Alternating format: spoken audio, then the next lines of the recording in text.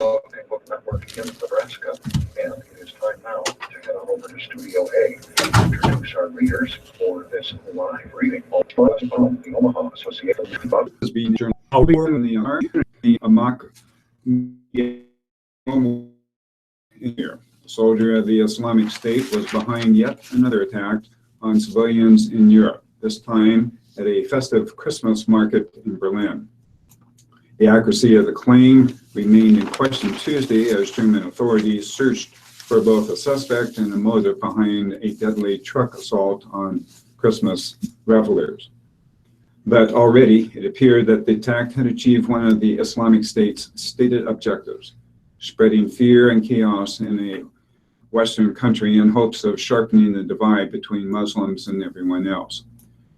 Terrorism experts liken the claim to a declaration of all-out war against a country that until now had seen little of the terrorist violence that had rocked its francophone neighbors, Germany, with its large Muslim community and a recent history of political discord over Muslim immigration, has long been viewed by the militant group as an important strategic target despite the country's reputation for tolerance.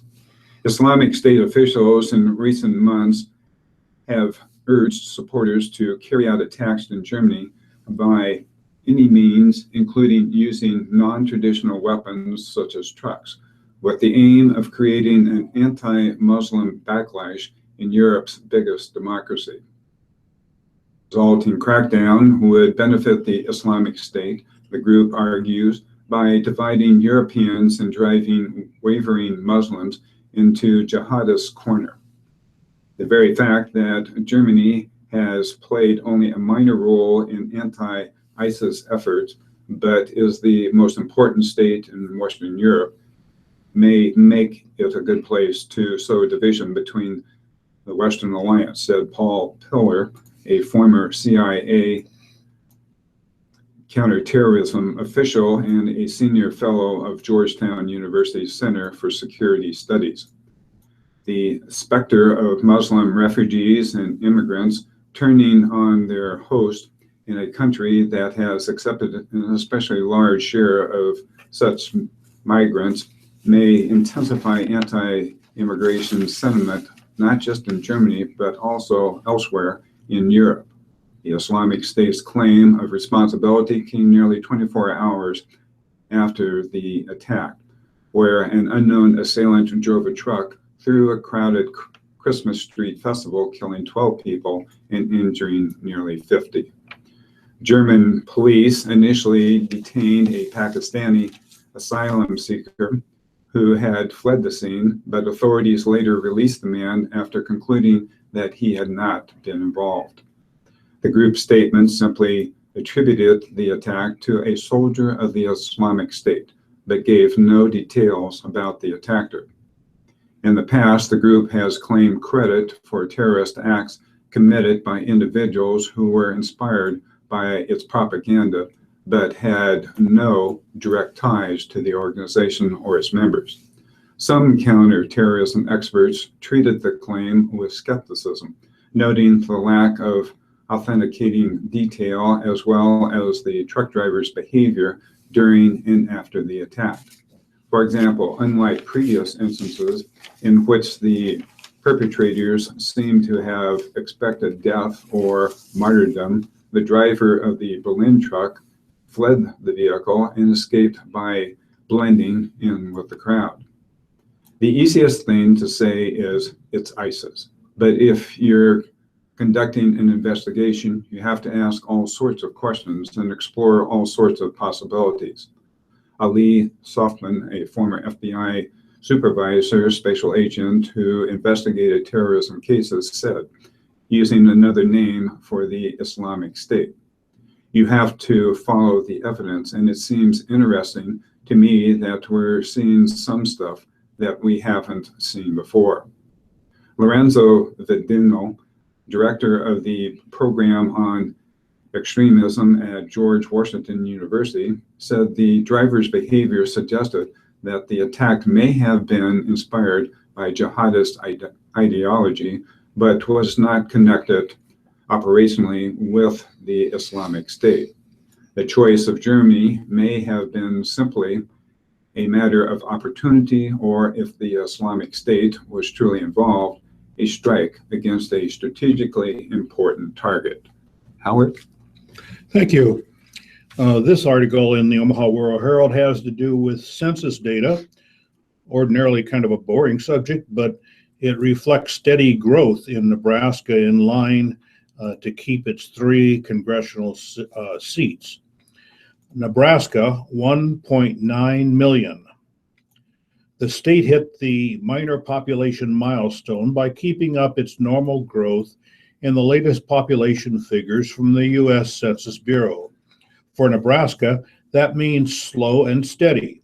The figures show that Nebraska grew by 13,351 people between July 2015 and July 2016 to reach a population total of 1,907,116. That's a growth rate of less than 1%, officially 0.7%.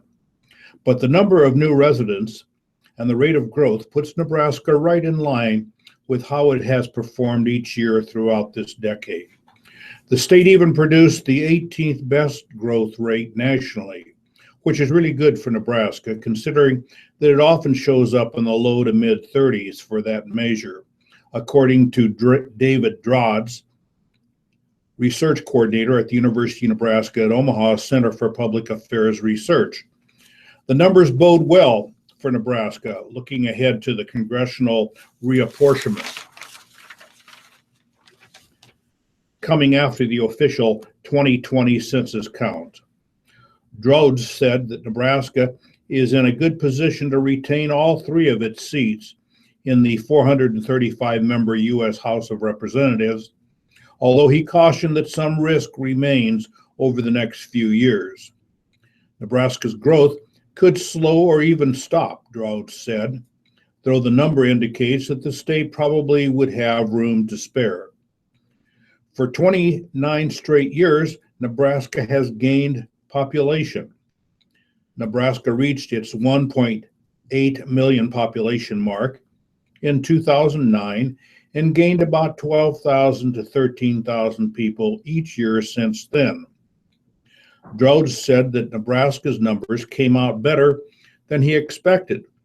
The figure, however, don't reflect several major economic hits to the state: Conagra's relocation, the Cabela's sale and closure of the Fort Calhoun nuclear plant. At the current rate, Nebraska would hit a more notable milestone, 2 million people, by 2023. But Drodds projected that it will happen in 2025, expecting Nebraska to lose more of its large baby boomer population to age. Nebraska Governor Pete Ricketts, in a statement, hailed the state's growth, saying it means more people than ever realize Nebraska is the best place in the world to live, work, and raise a family. He said keeping the state's 3 critically important House seats will help ensure voices across Nebraska are heard in Washington, D.C. Among Nebraska neighbors, Wyoming lost population in the last year, and Kansas barely gained, adding 568 people. Iowa grew by 12,696 people and 0.4%, both lower marks than Nebraska. Iowa lost one of its U.S. House seats as a result of the 2010 census, leaving it with 4 because other states had grown more quickly. But Iowa has grown 2.9% since 2010, making it less likely that it would lose seats after 2020, according to the Associated Press. It's been called the world's most exclusive fraternity, the men who have served in the Oval Office. Out of respect, members largely avoid criticizing one another, regardless of political party. But now there's a new pledge, and Donald Trump is writing his own rules. The soon-to-be 45th president took Twitter on Tuesday to lay into Bill Clinton, saying the 42nd president had misrepresented a recent phone call between them in remarks reported by a newspaper that was sharply critical of Trump. He also tweeted that Clinton didn't know much about motivating voters in key swing states and that Hillary Clinton's campaign had focused on the wrong states. The broadsides were just the latest example of the Republican president-elect using Twitter in unprecedented ways, including provoking China and musing about possible punishments for flag burners. This time, he and Clinton broke with a long tradition of U.S. presidents treating one another with kid gloves, at least outside political campaigns, presidential historians said.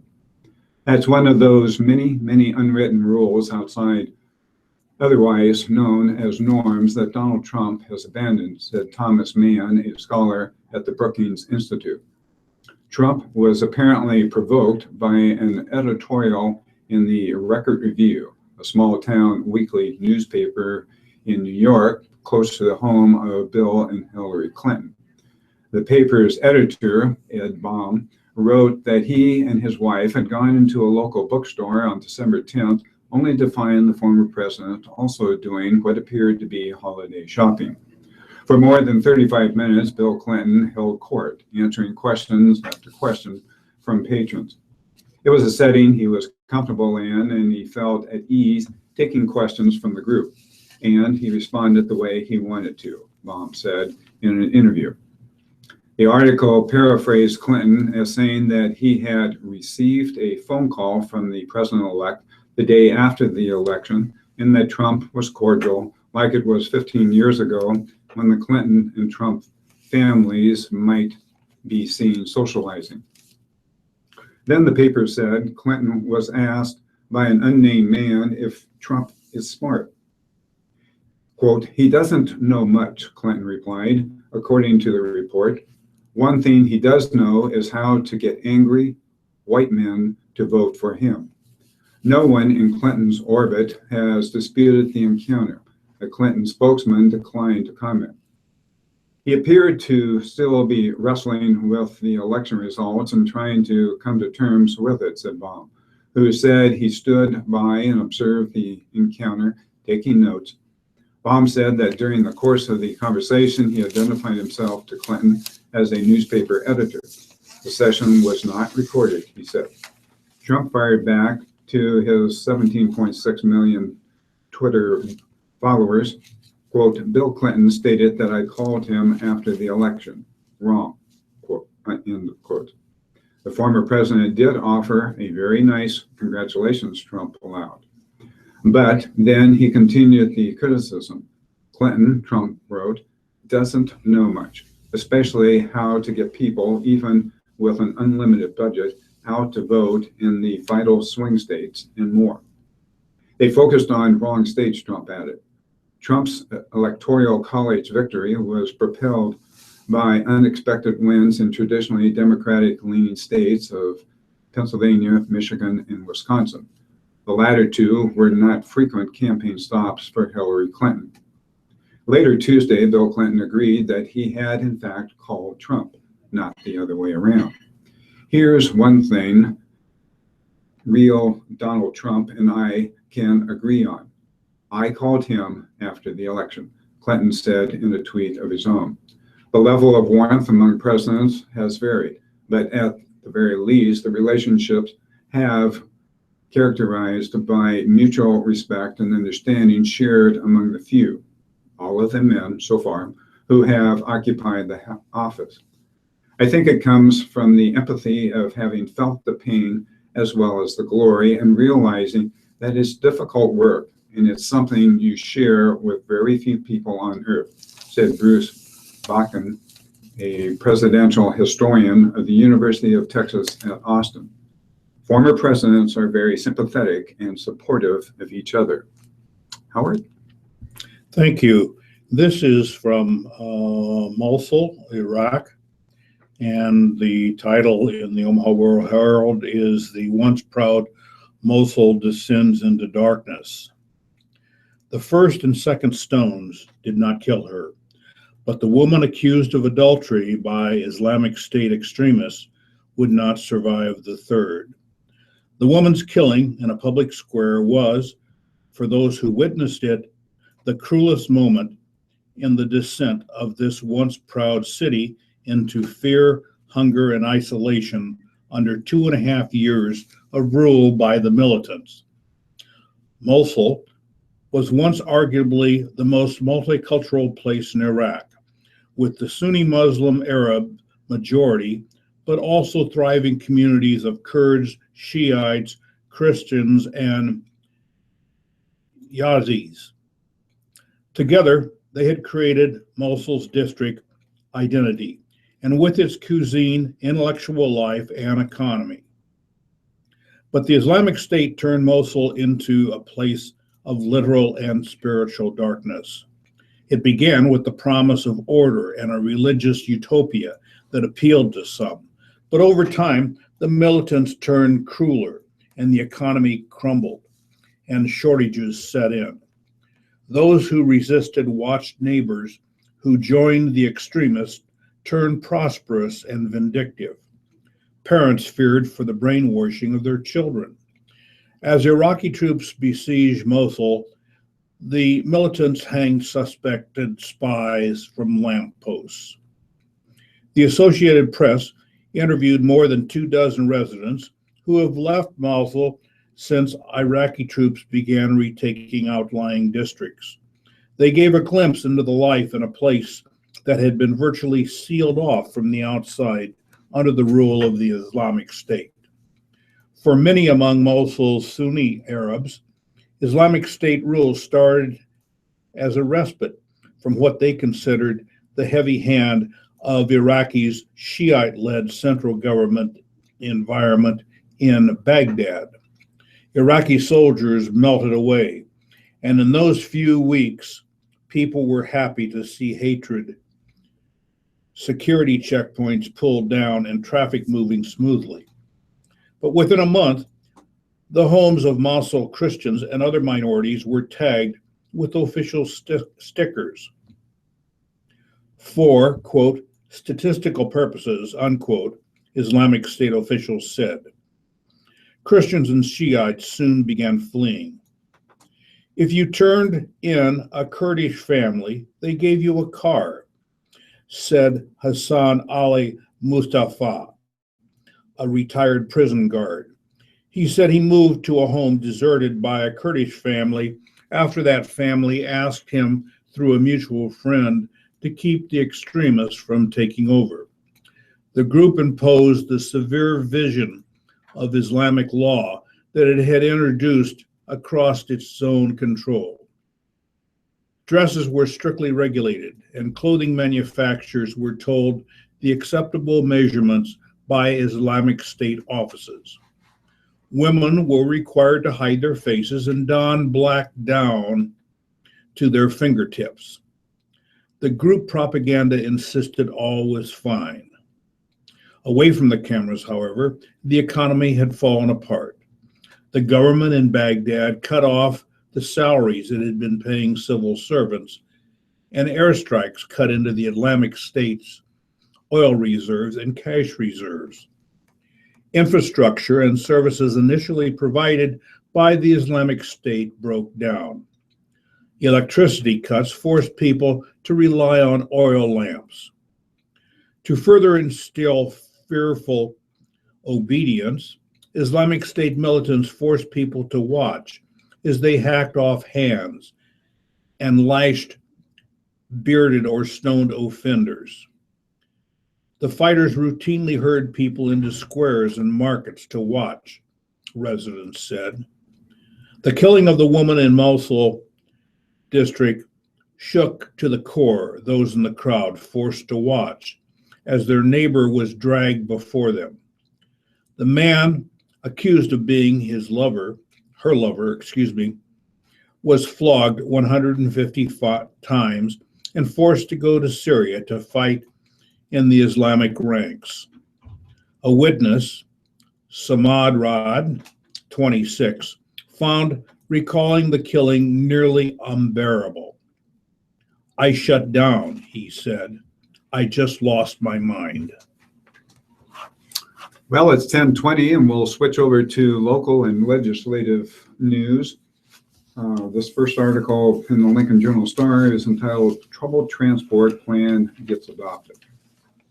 A controversial update to the part of Lincoln and Lancaster County's comprehensive plan that deals with streets, trails, and public transit has passed with much debate, funding ratios, and tax increase projections intact. Chapter 10 of the plan lays out mile markers and guidelines for spending on local transportation through 2040. Updating the document, which was drafted in 2011, sparked a heated community discussion over the city's wheel tax, as well as how much is being spent on roads and streets versus city bus services, trails, and sidewalks. While elected officials left those contentious issues unchanged, they did add language pointing out the plan can change with community needs and doesn't commit current or future politicians to raising taxes or revenues to make the plan happen.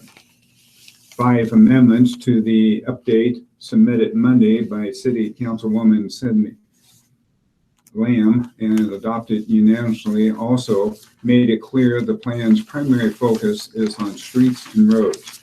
The amendments also removed language about rising fuel costs, making the need to support public and non-motorized transportation more urgent. Lamb said her intent was to make it clear the plan is not written in stone. We don't even know what it will be in 20 years. We will be driving vehicles with wheels, she said in a phone interview Tuesday. How are we going to rely on a wheel tax if we're using hoverboards? Some city council members and the Lincoln Independent Business Association criticized the update, saying that because of it, streets will be in worse shape 24 years from now than they are today. Part of the problem is that road maintenance and construction costs are going up about 5% a year, while funding is increasing 2.5% annually, City County Planning Director David Carey said. Of the $2.4 billion in spending called for during the next quarter century, 20% would go toward StarTran and trails. That's too much, detractors said. City Councilwoman Jane Raybould has defended the spending ratio, saying much of the funding for the city's bus and trail system can't be redirected to streets because it comes from state sources, Keno proceeds, and the federal government. And many of the local funds are required as matches for federal and state dollars, which would be lost if local money is reallocated. Lincoln has increased its street funding 58% in the past 7 years, according to Raybould. Critics also took issue with assumptions the city's wheel tax would continue to go up at the same rate it has in the past. The amount of the wheel tax varies by vehicle type. The current rate for a car is $74. A $5 increase projected for every 5 years would generate $1.2 million in roadway revenue annually.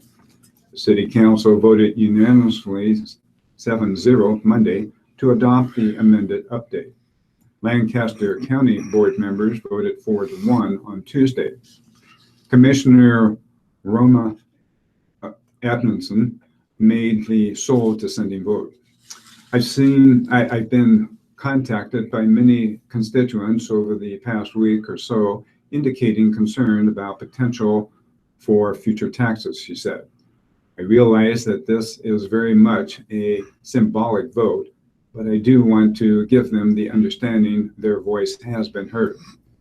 The adopted update will be used to create a long-range transportation plan, which has all the same information, but will be approved by a separate board on January 13th. Then it will go through a federal process and used in trying to get federal funding for transportation programs. The city's next major update to its comprehensive plan will be in 2021, said Kerry. Howard. Thank you. This next article from the Omaha World Herald deals with nonprofits that will draw conventions to Omaha, and that has won the approval of the City Council. The City of Omaha will create a nonprofit to give subsidies to groups that bring convention business to Omaha. The Omaha City Council voted 7-0 on Tuesday to approve a resolution that allows the creation of the nonprofit. The council postponed a vote on a measure earlier this month amid questions about the group's transparency. Council members said Tuesday that they were satisfied by the transparency mechanisms in the proposal. Convention and Visitors Bureau Director Keith Baxson brought the proposal to the council. The city charter, which is a government document requiring that all city expenses greater than $20,000 be approved by the council, a process that generally takes at least 3 weeks. Baxson said the process doesn't work for the subsidies for 2 reasons.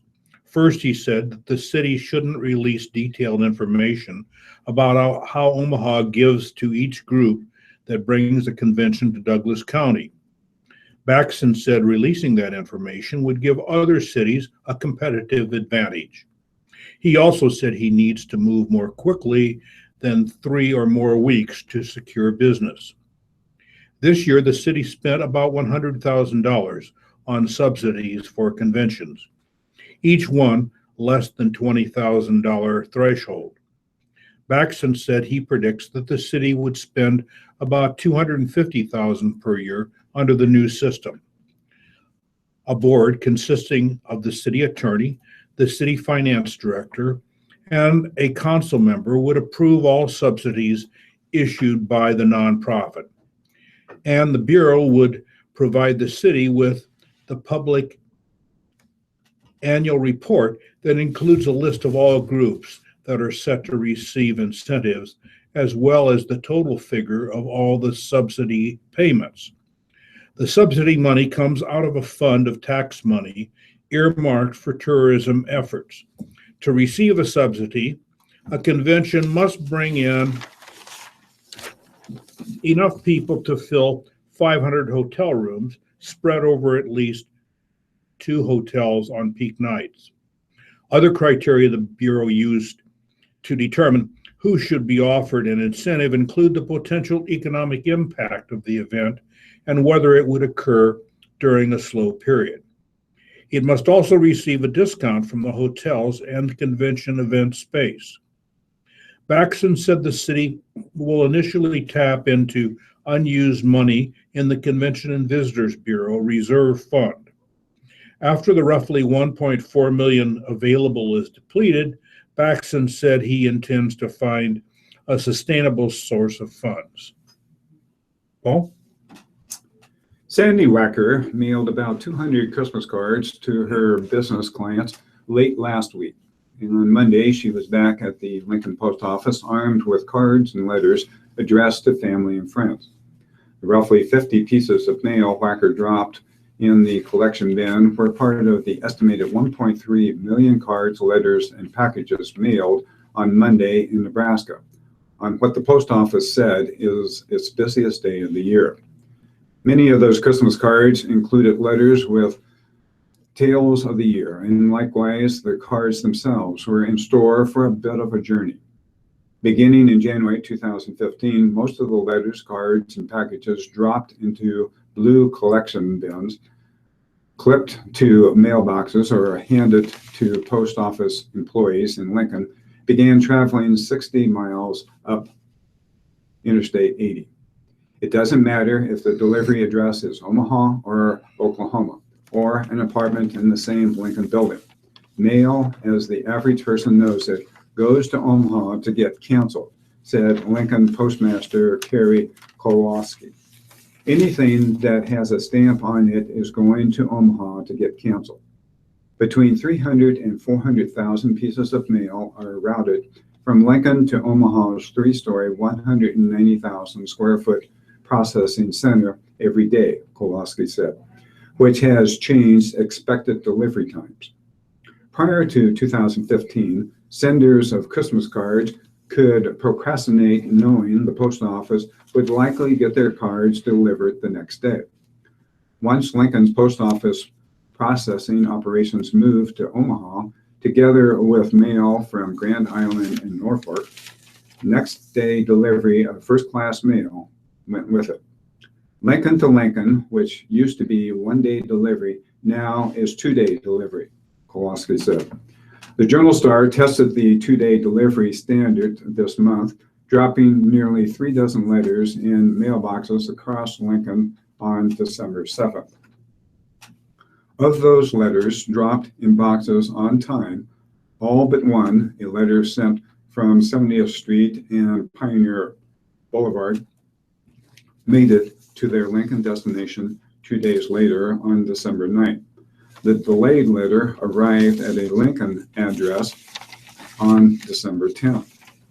Letters addressed to Blair, Blue Springs, Denton, Ingle, Garland, Omaha, York, and Sergeant Bluffs in Iowa all were delivered in 2 days on the same schedule as the letters returning to Lincoln. Cards sent to Idaho, Indiana, North Dakota, and even California arrived on December 10th. 3-day delivery is the standard for any first-class mail sent in the continental U.S. Letters mailed from the main post office and Lincoln branch offices after the posted last collection between 5 p.m. and 6 p.m. arrived delayed to Lincoln addresses as expected on December 10th. The delivery schedule, however, doesn't mean that Thursday would be the last day to mail cards or letters for delivery before Christmas, Kowalski said. The post office offers different delivery options, albeit at graduated prices, depending on the destination and the speed of delivery desired, to customers who may have waited a little too long to get that end of year wrapped up note in the mail. Priority Mail Express, for example, can still be dropped off at the post office on Friday.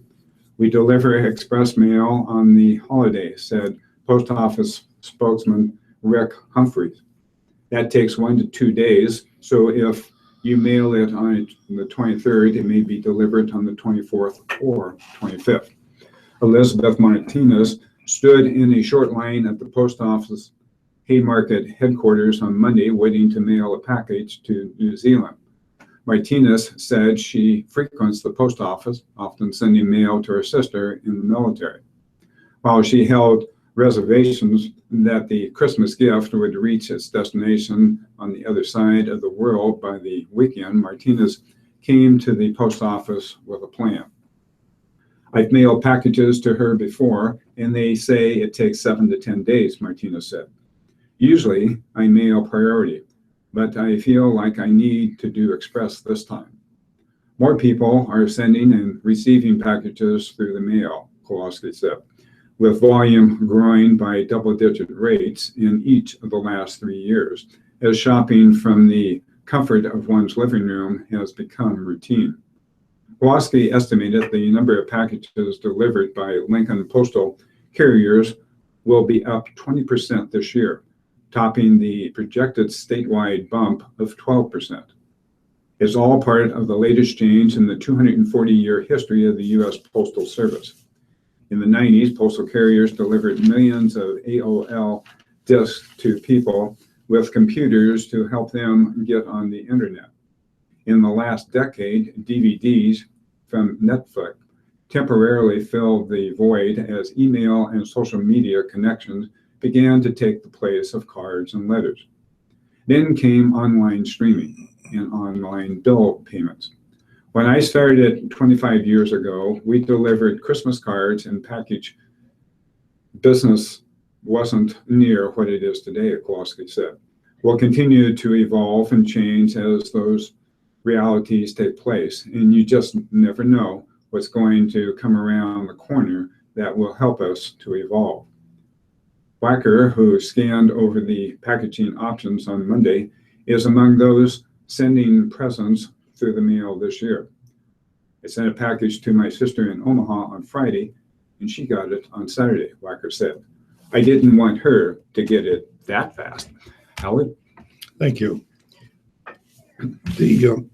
Pardon me. An audit says that Nebraska lacks oversight of tax increment financing, and it suggests a way to tweak the system.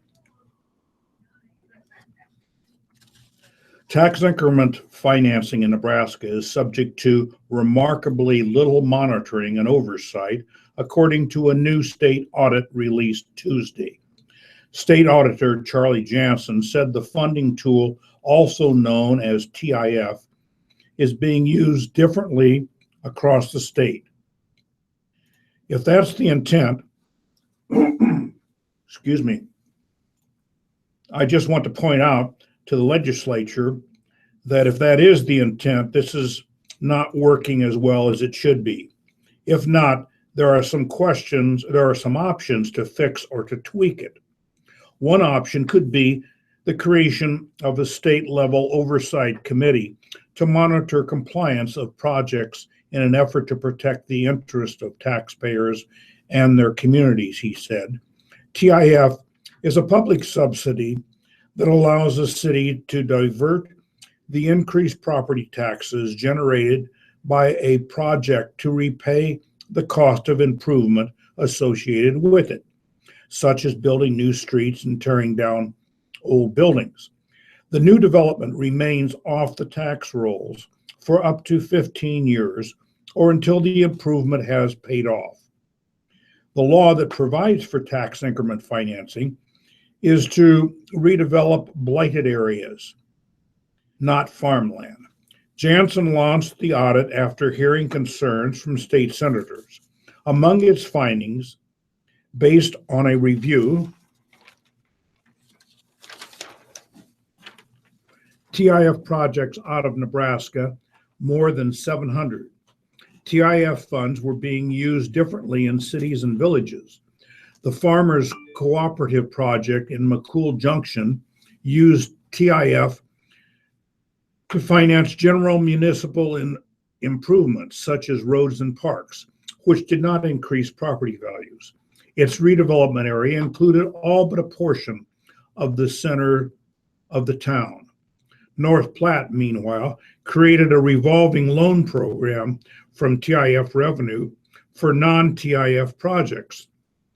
The Lincoln's 18th and Q Street redevelopment project made questionable expenses, with TIF funds including wall panels, sunshades, and other enhancements, though those expenses appear to be permitted under broadly worded statutory language. 14 products did not maintain adequate documentation for redevelopment expenses. 6 projects failed to meet the specific requirements to be considered blighted. The audit noted that state law does not specify how blighted an area must be, allowing for a broad range of areas to receive the designation. Bellevue State Senator Sue Crawford, who chairs the Legislative Urban Affairs Committee, said she had not had time to fully review the auditor's findings, but noted that all 22 projects passed the audit's test, or whether project expenditures were allowable. She said she's working to reform TIF to provide the greater local oversight and record keeping and increase transparency. Omaha Senator John McAllister is also looking at such efforts.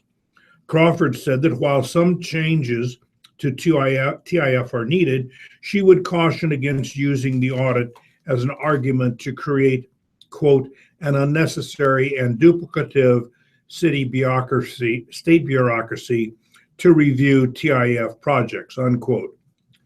The decision to utilize TIF for economic development is ultimately a local one, and we should treat carefully before eroding local control, she said. State Senator Mike Grauner of North Platte, who has been an outspoken person relative to TIF, said he supports its use for urban, truly blighted areas. But the tool is being abused, he said. While he hasn't yet read the report, he said oversight is overdue and suggested that it could be placed in the Department of Revenue. Quote, I can call anybody to find out a liquor license is being done correctly. I can call the Department of Roads to find out if the county is putting a road in correctly, he said.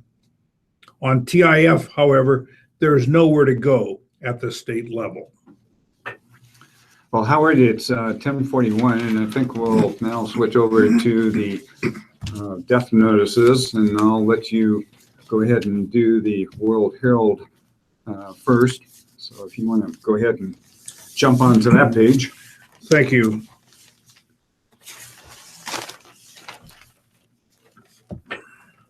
The first person on the list is Eta Anne Marie, age 70. Memorial services for her will be announced. At this point, there are no notice or no announcements available. She passed away December 19th, 2016. The next person is Richard E. Dick Anderson. Anderson is the name, Richard Dick Anderson. He was 76. Services Thursday, December 22nd at 11 a.m., Bel Air Chapel. Memorials to the Humane Society or American Cancer Society. Bierman, Maria T., age 80. Services Friday at 10 a.m. at Mary Immaculate Catholic Church. Memorials to Mary Immaculate Catholic Church.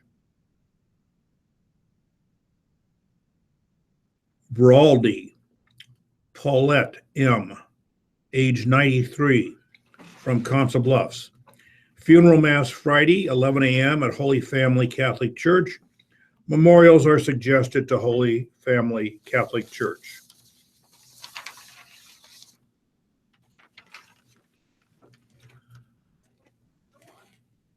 Bryant Shirley J.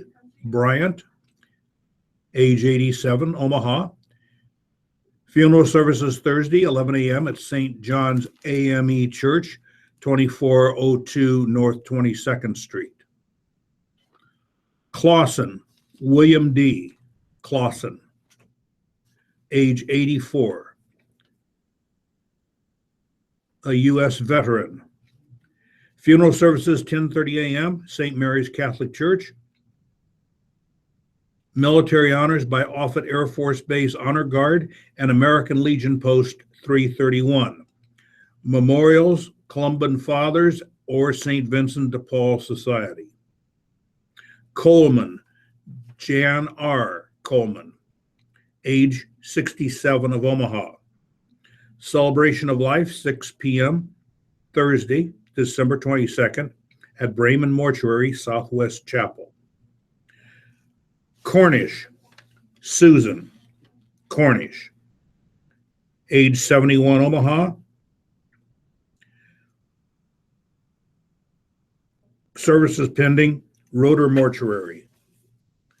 Dick, Wayne Allen Dick, age 61, of Pisgah, Iowa. Funeral services will be held on Friday, December 23rd, 2016, at 11 a.m. at the Hennessy Funeral Home in Missouri Valley, Iowa.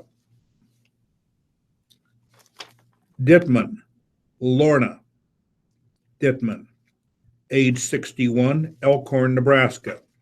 Funeral services Thursday, 10:30 a.m. at Bethany Lutheran Church in Elkhorn. Memorials to the church. Edwards, David Edwards, age 39, Omaha. Graveside services Thursday, 10 a.m. at Calvary Cemetery. Memorials to the family to be determined later. Elliot Beverly M. Elliott, age 84. Mass of Christian burial Thursday, December 22nd at 10 a.m. at Christ the King Catholic Church. In lieu of flowers and gifts, memorials to the Alzheimer's Association or Great Plains Girl Scouts. Felton, Jeremy M. Felton. Roeder Mortuary, Ames Chapel. Finner, Archie Finner, age 70. Funeral services at 10 a.m. Friday, December 23rd at Bellevue Christian Center, Bellevue, Nebraska. Memorials to the Heartland Family Services. Gilgannon, Sister Mary McAuliffe Gilgannon, RSM, age 95. Mass of Christian burial is Thursday, December 22nd at 10 a.m. at Mercy Villa. Memorials to the Sisters of Mercy. Hayes, Marvel Hayes, age 96. Funeral services to begin at 1 p.m., also at the funeral home. Memorials may be directed to the family.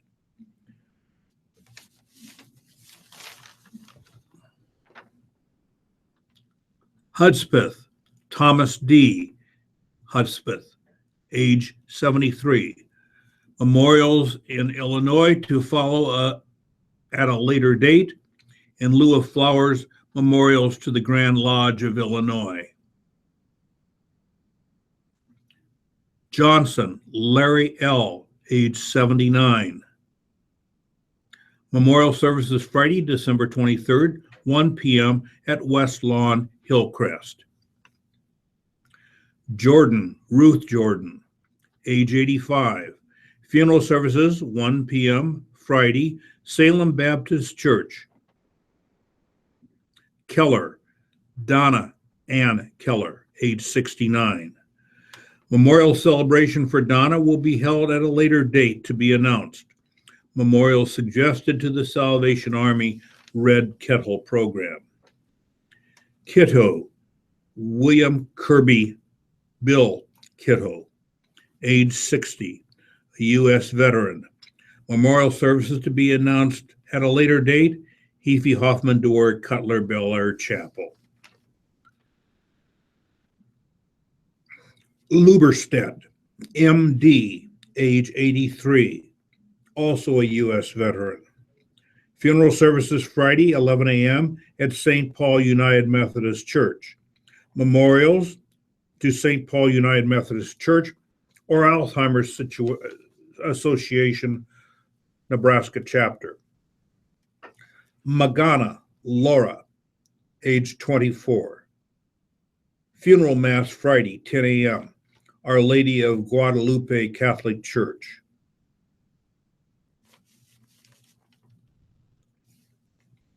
Malberg, Gerald V.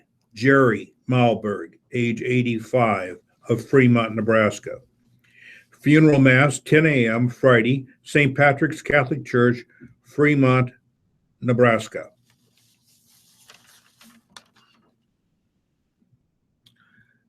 Maron, Beverly and Michael. Beverly, age 76, of Brookings, South Dakota. No services planned. Rude's Funeral Home. Matthews, Mary Ann, age 88. Funeral Thursday at 10 a.m., Holy Ghost Catholic Church. Memorials to Holy Ghost Church. Magruder, Paul, age 65. Funeral services 9 a.m. Friday, Tri-Community Methodist Church, 6001 Fontenelle Boulevard. Merchant, Kenneth J. Ken, age 59. Funeral services will be at 11 a.m. on Friday, December 23rd, 2016, at St. Michael's Catholic Church in South Sioux City, Nebraska. Millard Patrick E., Captain, U.S. Air Force, retired, age 57, of Bellevue, a former member of the United States Air Force. A celebration of life will be held at 11 a.m. December 22nd, 2016, at Bellevue Memorial Funeral Chapel. In lieu of flowers, memorial donations may be made to the disabled American veterans. Miller Betty D., age 91. Funeral services at 10 a.m. Thursday, December 22nd, 2016, at West Lawn Hillcrest Funeral Home. Memorial suggested to the Nebraska Humane Society.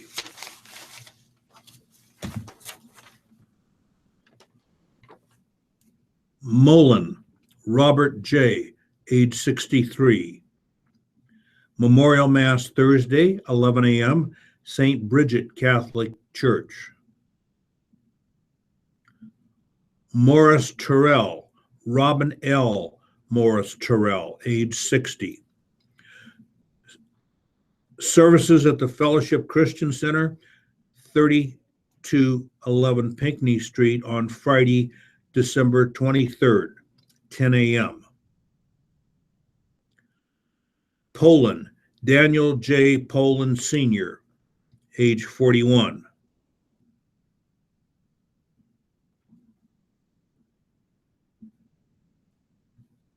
Funeral services at 7 at the Corisco Larkin Staskowitz Funeral Home. Rezek Ronald E., Sr., age 86, a United States veteran. Mass of Christian burial, Thursday, December 22nd at 10 a.m., St. Bernadette's Catholic Church. With complete military honors by Benson VFW Post 2503. Memorials to St. Bernadette's Catholic Church or Methodist Estabrook Cancer Center. Scott Laura B., age 55. Mass of Christian burial, Friday, December 23rd at 10 a.m. at St. Bernadette Catholic Church. Memorials to St. Jude's Children's Research Hospital.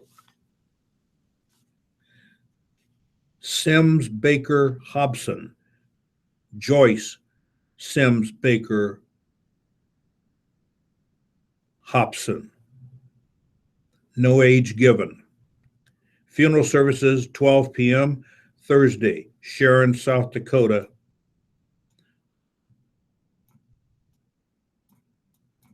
Sharon SDA Church, 3336 Lake Street. Thomas Funeral Home in charge of arrangements. Smith, Reverend Alvin H. Smith, age 85. Celebration of Life, 11 a.m. Thursday, December 22nd, United Methodist Church, Seward, Nebraska. In lieu of flowers, memorials to Ferdings United Church of Christ, Seward, or OK Cemetery, Rural Monroe Perpetual Care Fund in care of Zabska Funeral Home. Sullivan Michael J.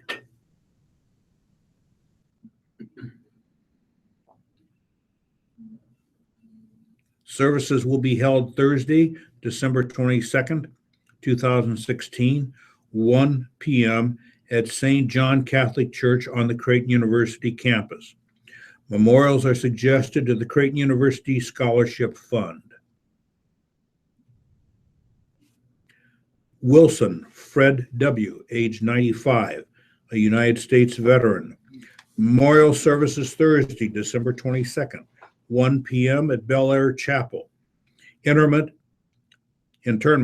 Resurrection Cemetery, Military Rites by Benson, VW Post 2503. Memorials are suggested to Alzheimer's Association, Nebraska chapter. That's it for the obituaries from the Omaha War-Herald. And these from the Lincoln Journal-Star. Agena Laverne Agena, age 87, of Lincoln. Memorial service will be held at 10:30 a.m. January 14th at St. Luke's United Methodist Church in Lincoln.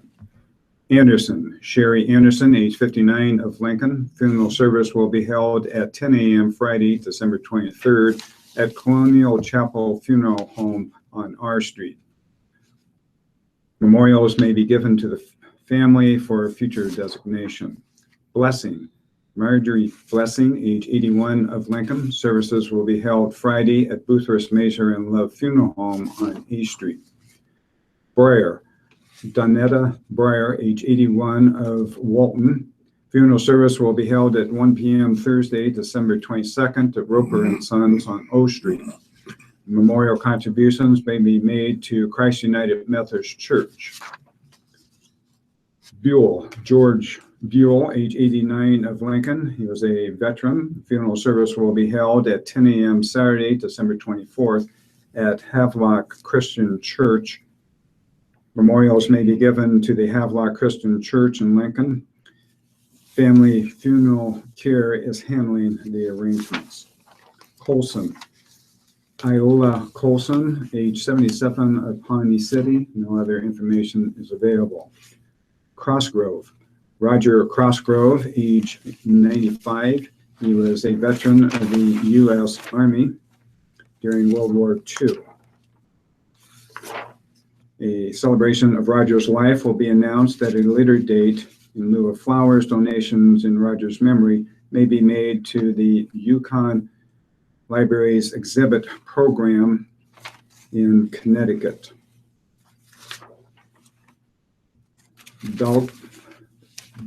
Dalkey, Jean Dalkey, age 77, of Humboldt. No other information is available.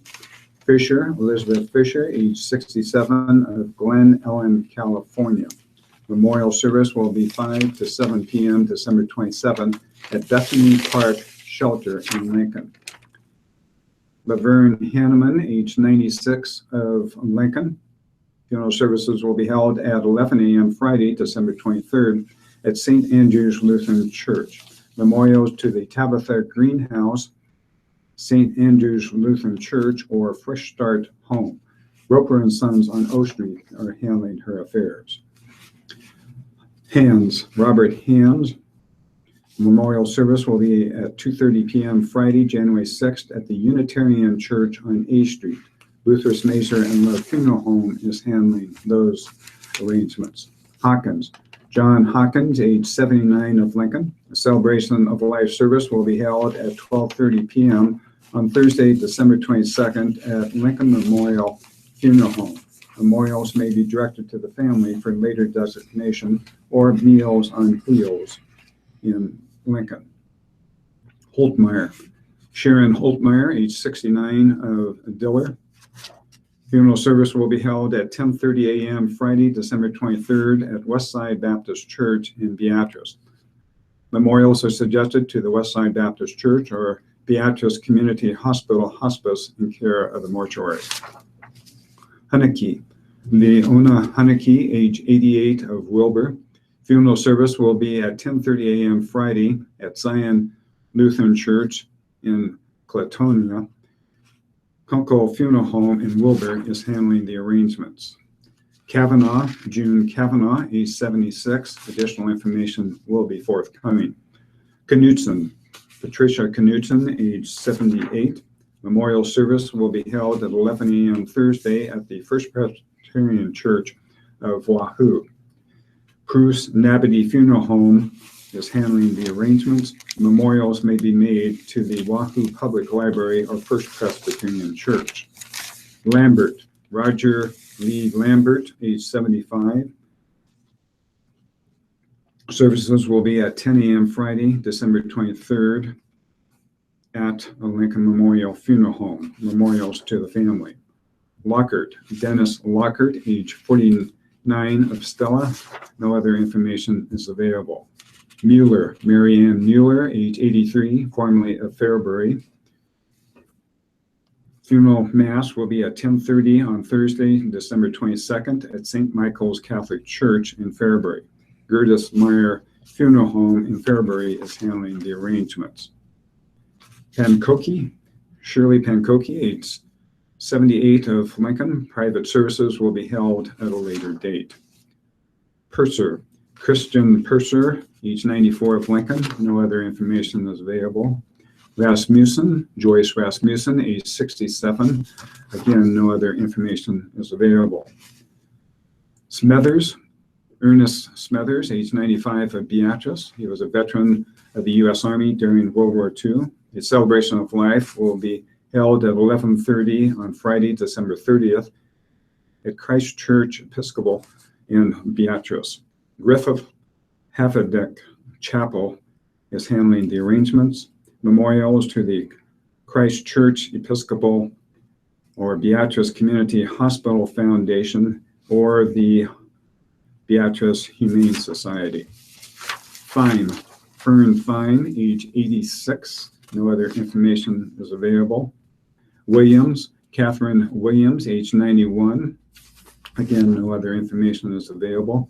And finally, Zimmerman, Arnold Zimmerman, age 94 of Beatrice. Funeral service will be at 10:30 a.m. Thursday at St. John Lutheran Church in Beatrice. In lieu of flowers, memorials to the Community Food Pantry. Fox Funeral Home is handling the arrangements. Listeners' memorials to the Radio Talking Book Network are tax deductible and will go a long way in keeping Radio Talking Book on the air. Please keep Radio Talking Book in mind when memorials are listed as Donor's Choice or your favorite charity. Donations should be sent to Radio Talking Book Network, 7101 Newport Avenue, Suite 205, Omaha, Nebraska, 68152. Thank you for being a Radio Talking Book Network listener and supporter. And thank you, Paul Murphy. Thank you, Howard Buckman, for being the first hour. Okay, we got the first hour down. Thought I was going to choke there for a while. I know, at times it happens. I apologize. I left the building just to I've done that. I got a couple of minutes. I'm going to run to the restroom. that's what I want to hit too. For those listeners who need that information, here with home delivery menu for today is Ann Pellick. Good morning. All of a sudden, there it is. Wednesday, the 21st, baked ham, baked sweet potato, broccoli with cheese, wheat roll with margarine, strawberry cheesecake pudding, and a pint of 1% milk. Thank you very much, Ann, for the home delivery menu for today. You can hear an expanded version about 1 o'clock Central Time just before we join Jean Gray with today's short story bookshelf. And this will include today's reading read again, plus tomorrow's reading so you can plan your meal delivery for tomorrow. And speaking of Ann Pelican, here she is to tell us about some good movies coming up very soon. Steve. Hi everyone, Ann Pelican here at home for recovery. But I have a bang-up weekend rest for everyone. We will be starting with Friday, December the 23rd, when I will be presenting 3 fantastic little movies. And they are Frosty the Snowman, Frosty Returns, and Rudolph the Red-Nosed Reindeer. There will be music and readings in between. And for Saturday, December the 24th, Christmas Eve, we will be having a few movies. And they will be It's a Wonderful Life, a reading by Sharon E.C. Jordan. Second movie will be The Christmas Story. This is an oldie but goodie, and we will be having a reading by Ann Boyce, and it is called Christmas Pageants, both 1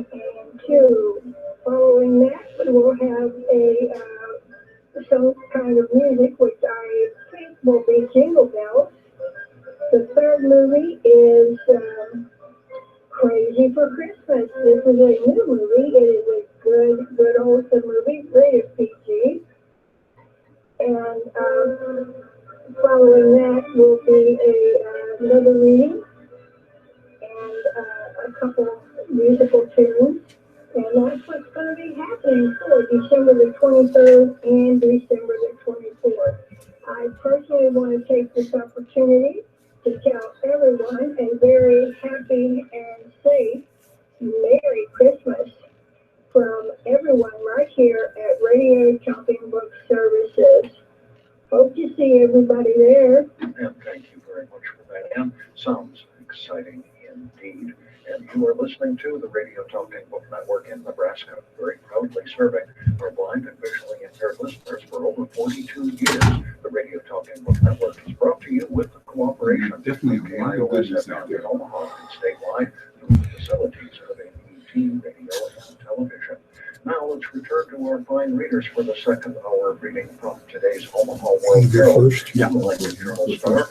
Here now are our stars. Let's welcome once again Paul Murphy and Howard Buckman. Well, we're back for the second hour, and we'll start out with the editorial page. I will be reading from the Lincoln Journal Star. Driving a car is one of the basic activities of everyday life that is unquestionably getting more and more unpleasant.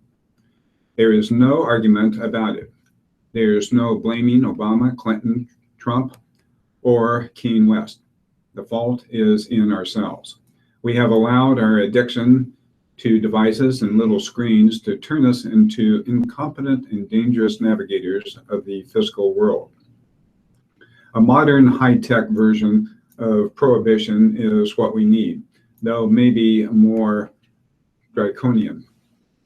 We featherless bipeds evolved over time, for example, to walk without colliding with a cactus.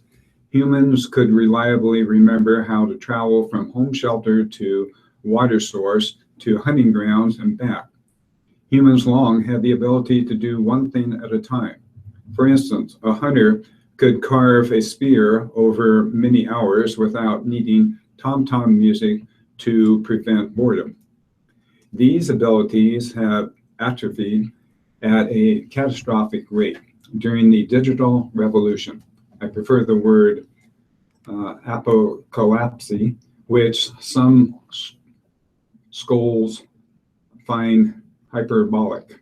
State-of-the-art neuroscience informs us that cognitive functions and the brain parts that control them can waste away when underused. My concern is that the suites of cognitive tools humans need to drive and ambulate safely are on the endangered list, like jousting or harpooning whales. There is no doubt driving is getting more dangerous.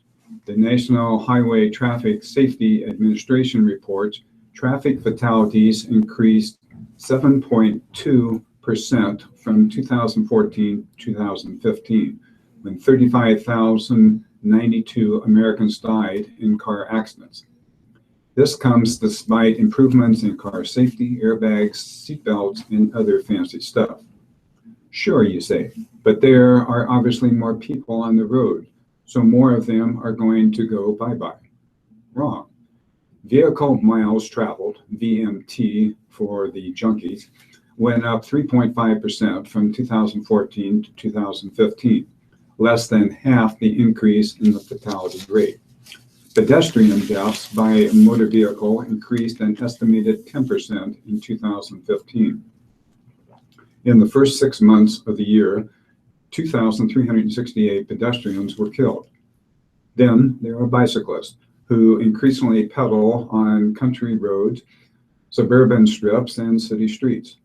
The Insurance Institute for Highway Safety says 817 cyclists were killed in car crashes in 2015, a whopping 13% increase from 2014. About 54% of bicycle casualties were not wearing helmets. What can you say about that?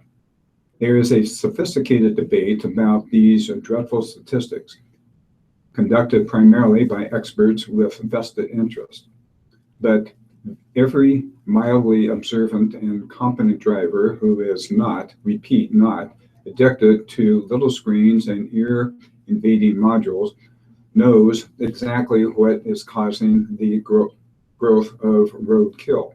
It's the devices and their diabolical capacity to turn a physically competent specimen into an impervious, selfish menace.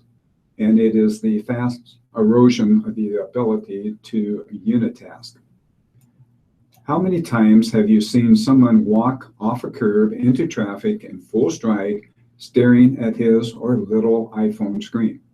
I live in Washington, D.C., have a short commute, and see this at least 5 times a day.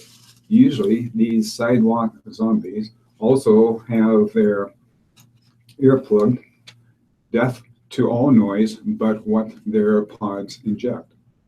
How many times have you pulled up to a red light to see the driver of a neighboring deaf mobile manically texting or shouting into their handheld?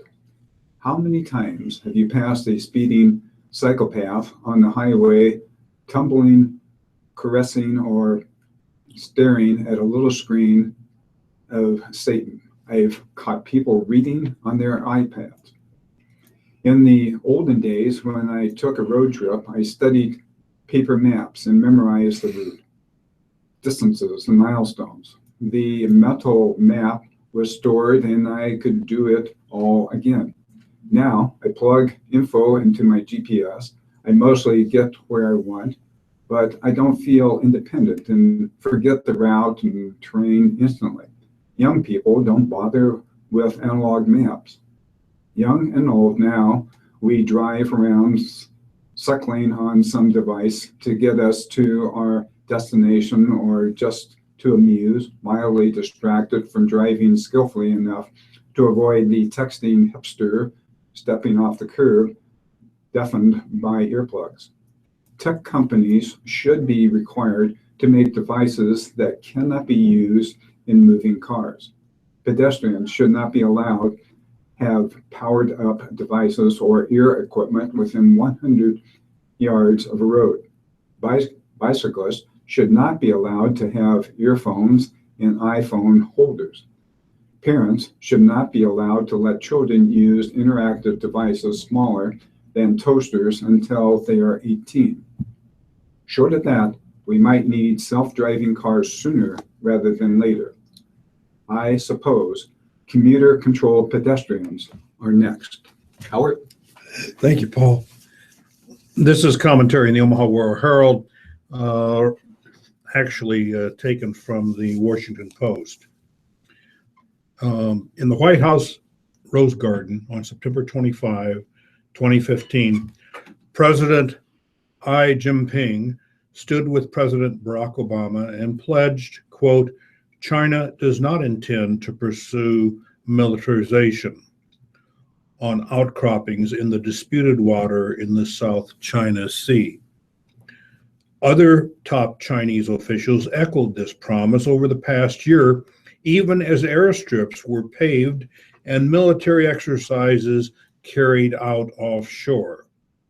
The Asian Maritime Transparency Initiative of the Center for Strategic and International Studies has published a satellite photography showing that China is, contrary to Xi's pledge, demilitarizing the Parcel and Spratly Islands.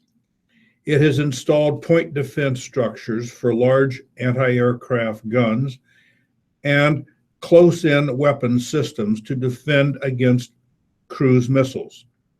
The images reveal identical hexagon-shaped structures constructed, which could be supplemented at any time by mobile surface-to-air missile systems if, as expected, the islands are turned into operational air bases. China claims the weapons are defensive. It describes the emplacement as a slingshot to ward off a cocky and swaggering stranger at the door of your home.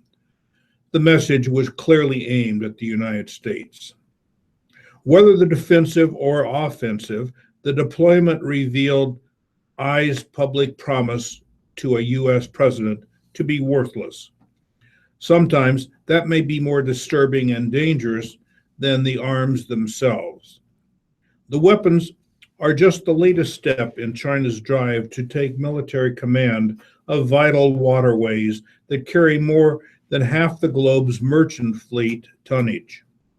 Beijing is thumbing its nose at international law and the rules-based order championed by the United States and its allies. An international tribunal reviewed in a case brought by the Philippines that there was no legal basis for China's claim to resources falling within a vast area of the sea defined by an arbitrary 9-dash line. But I's government rejected the decision, disregarded the pledge made at the White House, and has moved resolutely down a path of military escalation.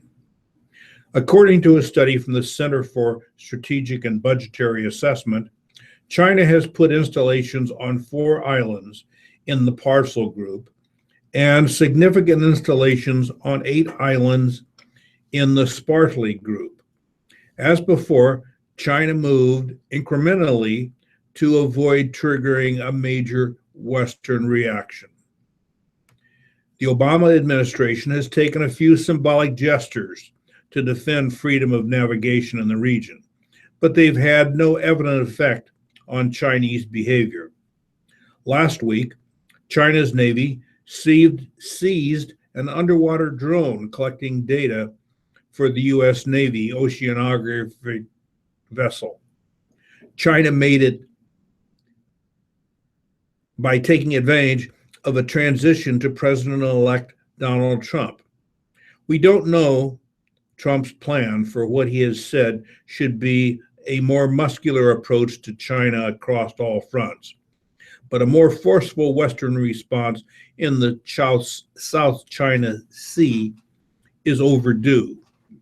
Freedom of navigation and flight exercises could be enlarged. A revised, powerful declaratory policy, a new mechanism for cooperation among the allies, and stationing of more U.S. forces and equipment around the region, as recommended in a recent study by the Center for Strategic and Budgetary Assessment, are all worth careful consideration. The United States and its allies must insist on a peaceful resolution of the territorial disputes and judge I by actions rather than unreliable words. Paul? Continuing on the editorial page of the Lincoln Journal-Star, when Pete Ricketts, the former chief operating officer for Ameritrade, took over as governor, hope flickered that he might be able to finally do something about the long-running failure of Access Nebraska. Those hopes have become reality. The Ricketts administration deserves credit for fixing the system Nebraskans use to apply and get Medicaid and various public benefits. The system originally was touted as a modernization and replaced field offices with call centers and online connections. It was a disaster. Major problems were reported as the system was phasing in during 2011. People filled out applications for their ailing parents. The applications would be lost. They would have to start over. In July 2013, more than 10,000 callers experienced call wait times of 45 minutes or more. People started calling the system No Access Nebraska. In 2013, the legislature's Performance Audit Committee said the system failed dramatically to reach its goals. The legislature formed a special investigative committee. State officials promised time after time that they had solved the problems and improved results were just around the corner. Last year, the federal government warned that if Nebraska didn't start doing a better job of processing applications under the Supplemental nutrition program, the state would lose $17 million in federal funds. Before the modernization, the state had received bonuses for its accuracy in providing SNAP benefits. Things started to improve after Ricketts took office. And this year, the legislature downgraded the investigative panel to an oversight committee. This month, the committee came to the conclusion that Access Nebraska had improved to the point that the committee could be disbanded. Health and Human Services CEO Courtney Phillips credited, quote, everyone just rolling up their sleeves to get it done, end of quote. Her report to the committee in June supplied more detail. For example, staff began processing the mail at 2 a.m. so it could be scanned into the system and available for staff to see at 8 a.m. Procedures were simplified and streamlined.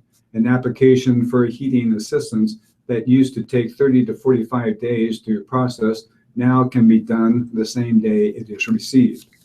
In a letter that served as a final report for the Oversight Committee, Senator Sarah Howard of Omaha reported that call wait times have continued to fall. In September, timely processing of SNAP benefits hit 99.22%. That was the 8th month over 96%. The same sort of efficiencies and performance improvements are being reported elsewhere in the department. Phillips said Monday that the wait time for determining eligibility for services for the developmentally disabled has been cut from 69 days to 14 days. The improvements make real difference in the life of the Nebraskans. They deserve recognition and praise. Howard? Thank you. It's time to switch now to today's living and the entertainment section of our newspapers. This first item is from the Omaha World Herald.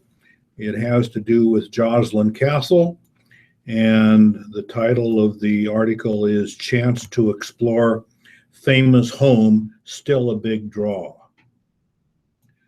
Tours that provide an all-access look at one of Omaha's most famous homes continues to draw strong interest from people curious about what's behind all those doors at Joslyn Castle. The Joslyn Castle Unlocked events have sold out since the historic mansion in Midtown Omaha began offering them in the spring, so more have been planned for 2017. The interest also has led the organization that operates the Joslyn to look for other ways to tap into the public's interest. The interest has spurred us to think what more we can do to tell the castle story, said Anne Trelawney, marketing director for the castle. The tours are a fundraiser for the 113-year-old mansion at 3902 Davenport Street and provide guests a chance to see all 4 floors with all doors unlocked. The events have drawn a wide mix of people, ranging from retirees and families to people in their mid-20s and 30s. We didn't realize how intrigued people were, Trenoli said.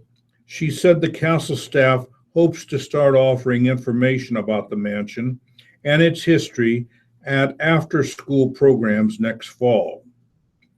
And Catherine Maydew, the castle's interim executive director, said that the Joslyn also is looking for more ways to attract young adults through fun events such as scotch tasting. She said the goal of the expanded effort is to help the public learn more about the castle, its history, and George and Sarah Joslyn, who made its mark on the community through philanthropy. Inviting people to the castle is nothing new. Mansions hosts more than 40 weddings a year and is also used for events such as murder mystery parties, a literary and arts festival, and a classic car show. The castle also offers tours year-round. But folks on the regular tours don't get to see all the nooks and crannies, such as the room in the basement where George Joslin played cards with the guys, and the room that used to be a bowling alley. And they don't get to see some of George and Sarah's possessions, such as the ornate oak dining room chairs purchased at the 1893 Chicago World's Fair, or the thick leather collar with a red ribbon worn by Modjeska, the couple's St. Bernard. Guests from all the All Access tours get to see all of that, plus the rest of the 35-room mansion. The cost is $65 per person and includes a catered dinner. The number of guests is capped at about 50, and they start the evening with an opportunity to roam the castle on their own. After dinner, guests are divided into groups, each led by a Joslin staff member or volunteer who guides them through the mansion, answering questions. During the tours, guests learn about George and Sarah and the castle's history. The couple arrived here in 1880 and built the turret limestone mansion in 1903.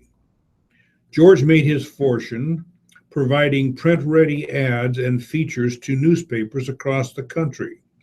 At the time of his death in 1916, he was the richest man in the state. Sarah, who died in the castle in 1940 at age 88, was the last member of the Joslin family to live in the house. From 1944 to 1989, the castle housed the administrative offices for the Omaha Public Schools.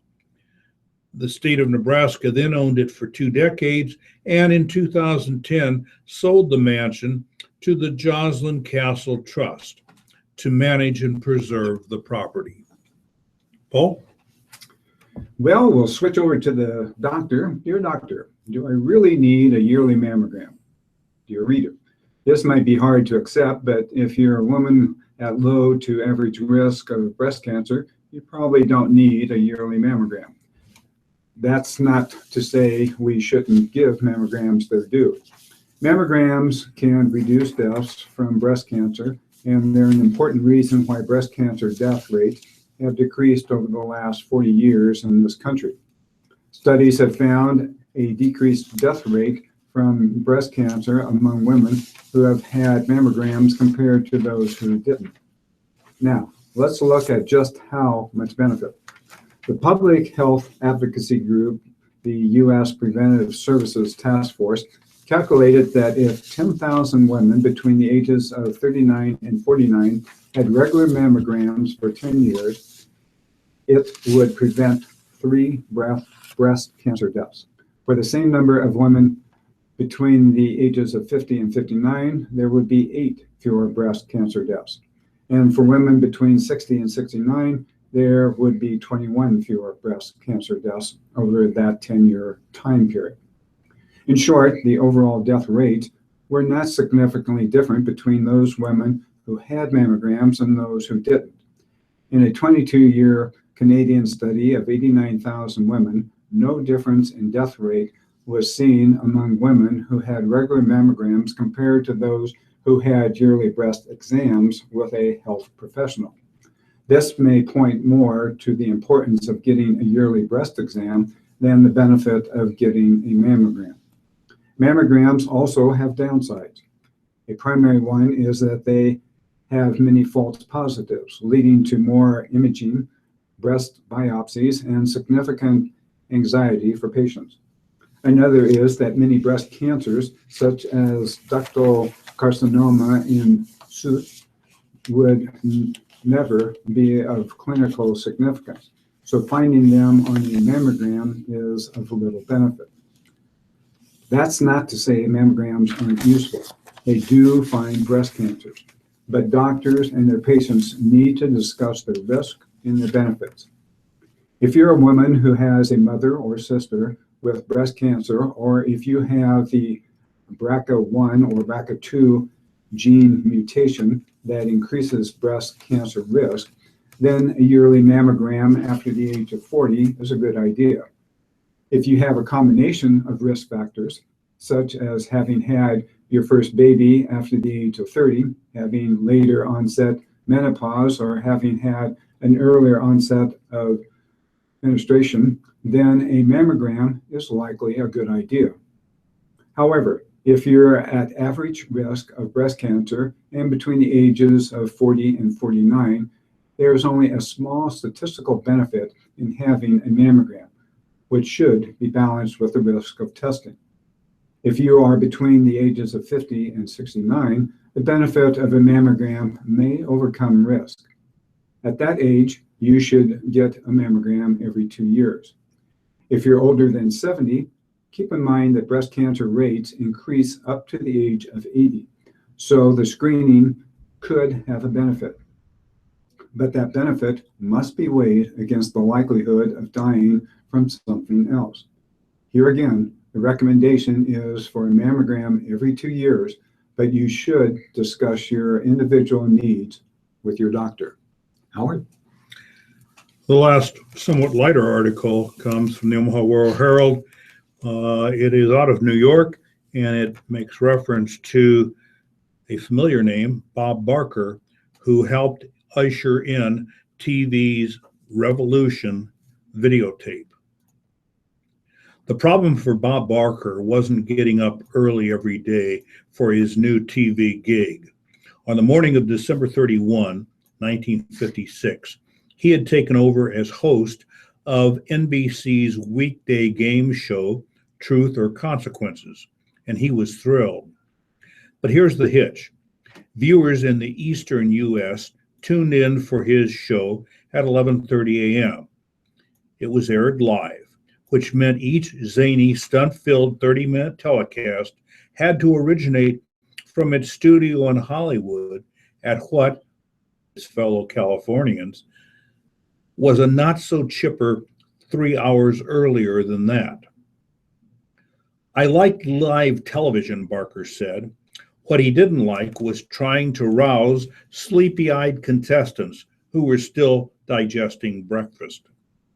Can you imagine doing an audience participation show at 8:30 in the morning?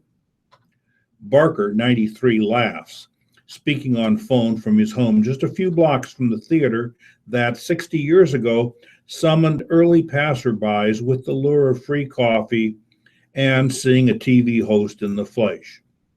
After a couple of weeks, Barker recalls he persuaded his bosses to give him billing above free coffee on the marquee, which he jokes was my first step to stardom. Then a high-tech breakthrough came to his aid. The 33-year-old Barker launching what would be a half-century run as a beloved star, first on Truth, and then through 2007 as host of The Price is Right, would notch a huge TV milestone after only 3 weeks. On January 22nd, 1957, Truth or Consequences, with Barker presiding, became the first program to be pre-recorded on videotape for subsequent airings in all time zones. As of that show, each Truth or Consequences half hour not only could be produced a day or more before its intended air date, but more importantly to Barker, could be staged at a more agreeable hour of the day. We all rejoiced, Barker said, the bigger studio audience and the wide awake contestants. It was much better for me. No longer will Hollywood tourists be inopportune to face a custard pie routine at 8:30 a.m., echoed the New York Times in explaining how Barker's show would introduce a prototype of Ampex's amazing new quadruplex videotape machines. Well, I was very fortunate with my family to see one of Bob Barker's last shows live, and he is a fantastic performer. From fried shrimp to fruitcake and I'm sure I'm probably butchering this word, pfeffernuss, This holiday week offers an eclectic array of foods to feast upon. December 21st, National French Fried Shrimp Day. Today we celebrate the prawn. Healthy for its omega-3s and low calorie count, the shrimp loses those dietary advantages when deep fried. So be it. Shrimp remains the favorite seafood of Americans, according to Foodimentary.com. December 22nd, National Date Nut Bread Day. It started in Scotland with dates and walnuts baked into a moist bread colored with tea or treacle. In Scotland, New Zealand, and Great Britain, the date nut bread remains a popular treat to eat with afternoon tea.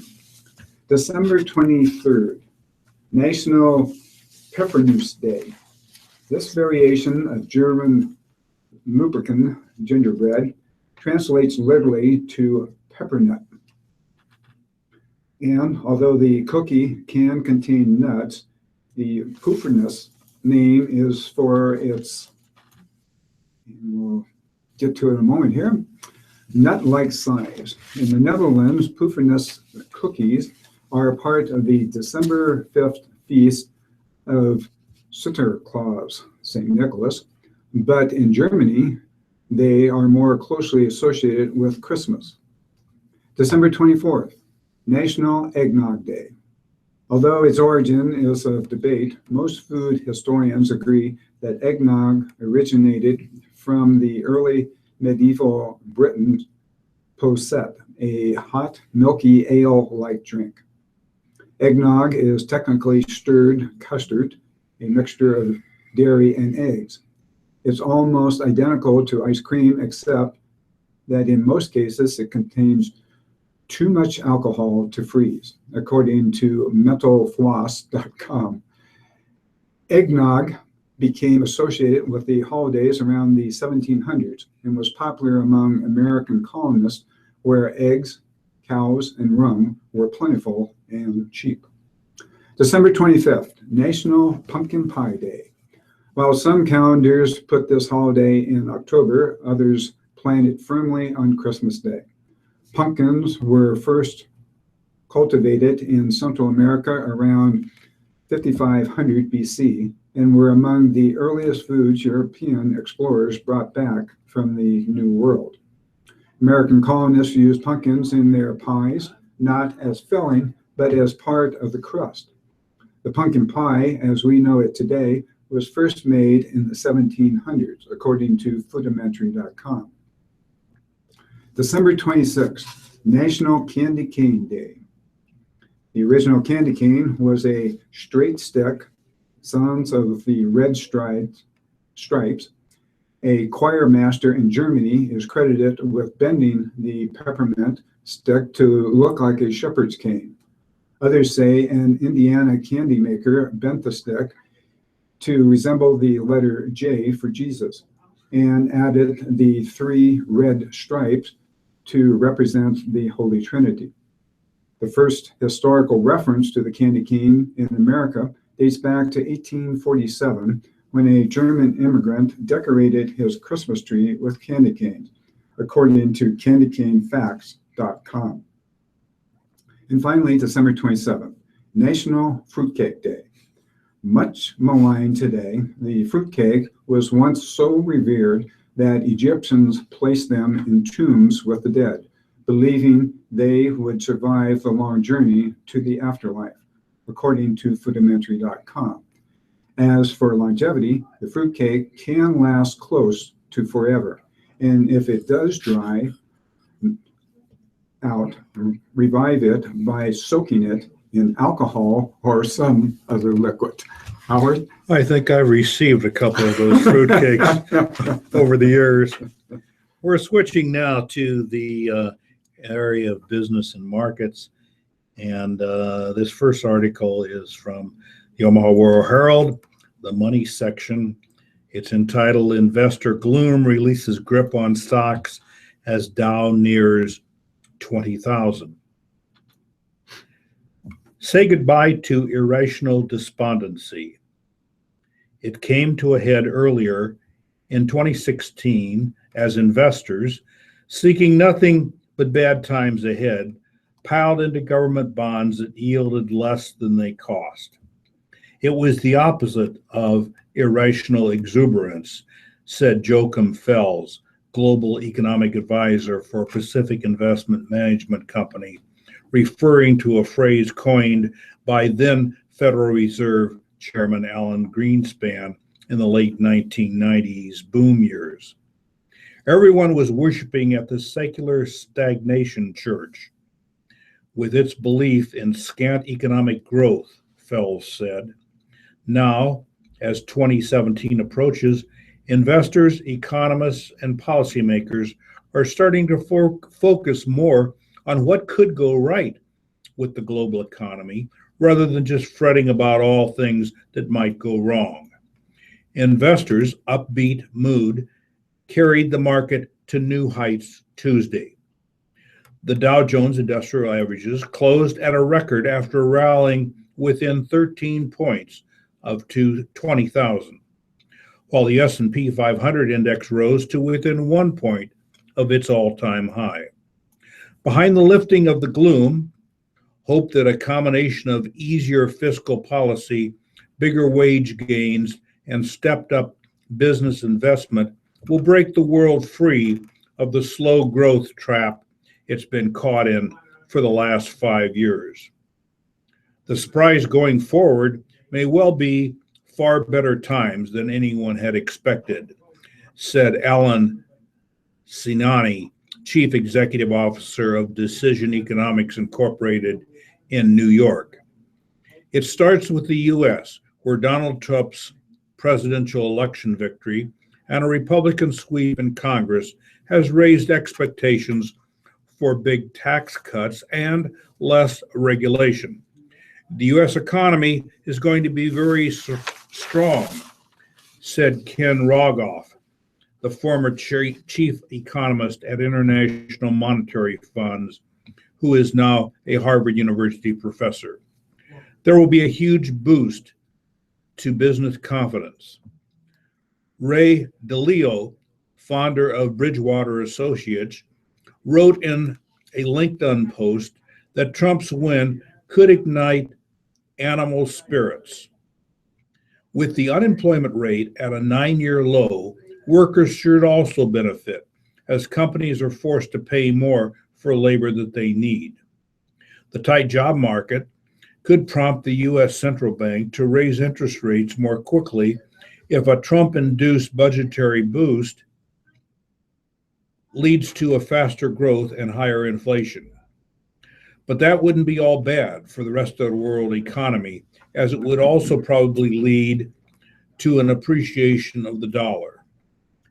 The shift to a more balanced fiscal monetary policy mix in the U.S. is actually quite good for Europe and Japan because it weakens their currency, improves their financial conditions, and reduces pressure on their central banks to take further easing measures, said Charles Collins, chief economist for the Institute of International Finance in Washington. The biggest winner could be Japan, which has already seen the yen drop around 11% against the dollar since Trump won the presidency on November 8th. Combine that with the country's own expansionary fiscal policy, a tight labor market, and a new monetary regime of capping bond yields, and Japan may face what Bank of America Corporation economists call an historic moment to emerge from decades of distress. Of course, there's a lot that could go wrong with the world economy in 2017, not the least of which is the possible outbreak of a trade war between China and the U.S. if President-elect Trump follows through on his campaign threats against the Asian nation. But economists' forecasts are optimistic. We've all been living in a world where for most of the years where we've been feeling maybe the risks were a little skewed to the downside, J.P. Morgan Chase chief economist Bruce Kasman said. Now, growth risks having shifted to the upside. Paul? Well, this short little news, which is a positive thing, at least for 800 employees. Waterloo cabinet maker is taking its more than 800 employees on a company-paid Caribbean cruise to celebrate achieving key goals as it recovers from the recession. Burt's Cabinet manufacturing co-founder Gary Burt told his employees last week that the company had met its goals for the year, and they would go on a week-long cruise. Employees depart on January 8th, the Waterloo Cedar Falls Courier reported. The company, founded in 1977, once employed more than 1,000 people. Employment dropped to about 600 people in 2011, but the company has since added about 240 workers, Burt said. We finally got into the black again last year after we made it through the recession, Burt said. He challenged employees a year ago to meet certain goals and offered the cruise as an incentive. Cruises had been rewarded to employees since 1989, but they hadn't happened since 2005 because of the recession. Burt noted the recovery has been very slow in his industry. We were anticipating we'd have better sales again this year, Burt said. We just tried to get all of our people pumped up a little more to achieve the various goals, both customer-oriented goals and financial goals. We're happy we were able to achieve our goals, and they're never easy. The financial goal was the big one, and one of the last to be met, he said.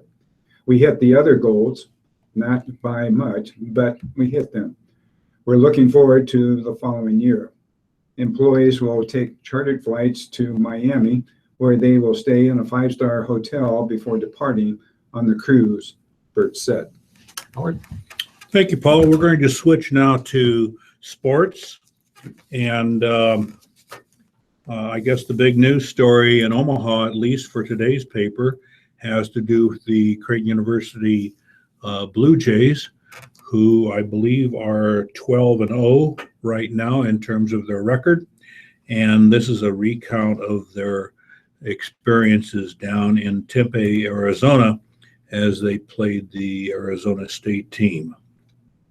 Creighton's 2 veteran reserves watched from the bench as their teammates stumbled out of the gate Tuesday, but they knew exactly what was missing on a night when their hyped-up opponent appeared to be at its best.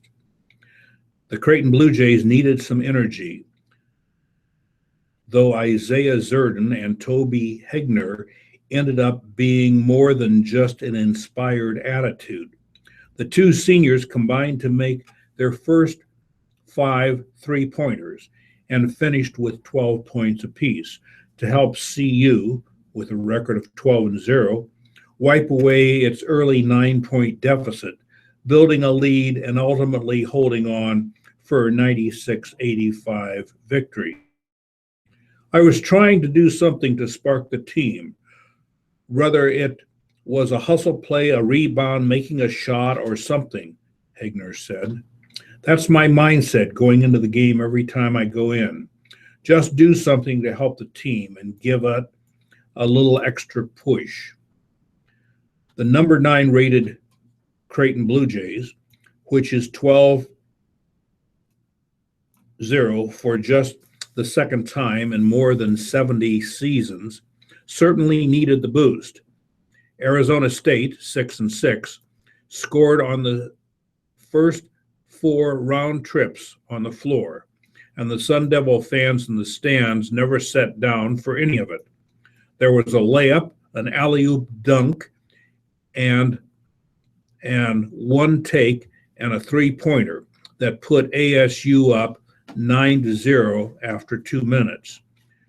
The Jays seemed to be a step slow, surrendering unimpeded drives to the rim while reacting poorly to Arizona State's screen switching principles on the other end.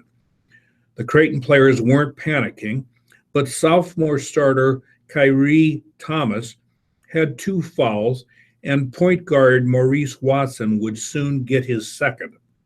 So Zerden and Hager thought they had to be the ones to jolt CU back into form. What I wanted to do was really focus on bringing some energy off the bench, Zerden said. It seemed like they had a lot more energy to start, so I figured if I could just bring some, guys would feed off that and kind follow. It didn't hurt that Creighton, the nation's top three-point shooting team, found some shooter-friendly rims at Wells Fargo Arena. The first three-pointer that Zerden made hit the front rim and bounced about 2 feet in the air before dropping through the net. "You've got to love soft rims," Zerden said with a smile afterwards. That shot began a 6-minute stretch in the first half, in which 15 of CU's next 17 points came from Zerden and Hegner. They each calmly gathered passes and nailed their open looks from the wings and from the corners. It was the second three-pointer from Hegner, set up by junior guard Tyler Clement's cross-court dash, that gave the Jays their first lead at 23-22 with 10:57 left in the first half. Junior Marcus Foster, who finished with a team-high 29 points, followed up that play by snatching a deflected ball and sprinting ahead for a soft slam, forcing an Arizona timeout. Creighton lost the lead just once, for only 1 minute after that. I've said all along, I'm blessed to have the luxury of bringing a guy like Isaiah and Toby off the bench, guys that have been starters for good portions of their career, said Coach Greg McDermott. They were huge for us Tuesday night. Without question, they were the difference in the game. The Jays built off the momentum at halftime, making 10 of their first 13 shots. Watson scooped in 2 layups. Redshirt freshman Justin Patton dunked one home. Foster hit a baseline floater and a wide-open three-pointer. CU stretched its lead to 56-46 after 4 minutes in the second half, and the Jays pushed their advantage to 20 points when Zerden hit a three-pointer from the corner at the 11:01 mark. They didn't go away, however. ASU answered Creighton's run by scoring on 8 straight possessions, pulling within 80-70 on Cody Justice's three-pointer with about 5 minutes left. The crowd came alive, and the Arizona State players, oozing with new confidence, started attacking more aggressively on defense as they pressed and trapped in the effort, forcing mistakes. Creighton did have to navigate the final 2 minutes and 46 seconds without Watson, who fouled out for the first time this year. The CU team did turn the ball over a few times, but the Jays, shooting just 64.8% from the foul line, converted 9 of their final 12 free throws to seal the victory. "It's hard to win on the road," McDermott said. "Our guys remain pretty focused, and we came in here and got the job done." Well, talk about dominance. We'll switch over to the women's basketball, and tonight Connecticut will be at Nebraska. The dominance of the Connecticut women's basketball team has been well documented over the years, but it's worth revisiting with the top-ranked Huskies set to play Nebraska on Wednesday at Pinnacle Bank Arena. Here are a few of the accomplishments of Coach Gino Ariello's teams. The 11-time national champion Huskies are riding one of the most amazing stretches of success in basketball history, with 4 consecutive NCAA championships. UConn has advanced to 9 consecutive NCAA Final Fours among its 17 overall trips to the semifinals under Ariello. The Huskies have won 85 straight games entering Wednesday and 88 of the last 89. Since coming up short of the winning of winning the NCAA title in 2008, REM has guided the Huskies to an astonishing 308-win, 12-loss record with 6 NCAA titles. Over the years, it has been debated whether the Huskies' dominance of the sport is good for college women's basketball, or if it's more parity and the best players being spread across more teams would be better. Nebraska coach Amy Williams thinks what UConn has done is good for the sport. I just don't see how anybody could think that it's bad for women's basketball, Williams said. I look at that and think they are proving and showing all of us the level that our game can be at, and it's a very impressive high level of basketball. And to me, that's a positive thing for our sport, to be able to watch women play this game at a very high level, and it gives us all something to strive for. Despite losing the only 4-time NCAA tournament MVP in history, Breanna Stewart, and All-Americans, Connecticut has continued to roll this season. Connecticut is 10-0 and has won its last 9 games by double digits. On Monday, Connecticut beat one of the best teams of the Big Ten Conference, Ohio State, by 19 points. This season, UConn has 4 players averaging double figures in scoring. Nebraska, 4-7, which comes into the game having lost 6 of its past 7 games, has only 1 player averaging double figures. Even compared with the other top 10 teams, Connecticut still does things that make it stand out, Williams said. I think the thing that really separates them is they're the best passing team that I've seen, Williams said. They really share the basketball and they make the right read and the right pass every time. And the other thing that I think really separates them is that they just make you pay every time that you make a mistake. If it's on the defensive end, if you have a defensive lapse, they're going to make you pay for it. And if you offensively turn it over, it's going to lead to points on the other end. Connecticut has only 12 players on the roster this season under the NCAA scholarship limit of 15, but they're all good. The one thing you can say about Connecticut and their recruiting is that they are selective, Williams said. They take the best of the best, but they find the right type of people and players as well. They are kind of picky, which is why they keep a select roster. This is the second year of a 2-year series with Connecticut that had Nebraska play UConn in Hartford, Connecticut last season. The series took shape after Connecticut played in Lincoln for the NCAA tournament in 2014, and Oriana was impressed with Pinnacle Bank Arena, the city of Lincoln and Nebraska fans. Last season, Nebraska lost to UConn 88-46. The Huskers actually led 13-12 late in the first quarter, but were outscored 44-16 in the second and third quarter. Going in last year, that was the team you looked up to as a kid and wanted to be on, and having the opportunity to play against them is amazing. I remember last year we came in with a fight, and our minds were right, because if you walk into that game saying, oh, we're playing the number 1 team and we're going to lose, then you're going to lose. And it's 11:59 and it's time for us to sign off. So this has been Paul Murphy reading articles from the Lincoln Journal-Star, wishing you a very wonderful day. And this is Howard Bachman doing the same, reading the Omaha World-Herald. Thank you for listening. And thank you, gentlemen, very, very Perfect. much. Thank you. Thank you, Howard Bucknell. I didn't choke. Great job. No, you didn't. Can we just throw these away? Yes, they can go in the recycle bin. Recycle bin? Yep. Wonderful. And,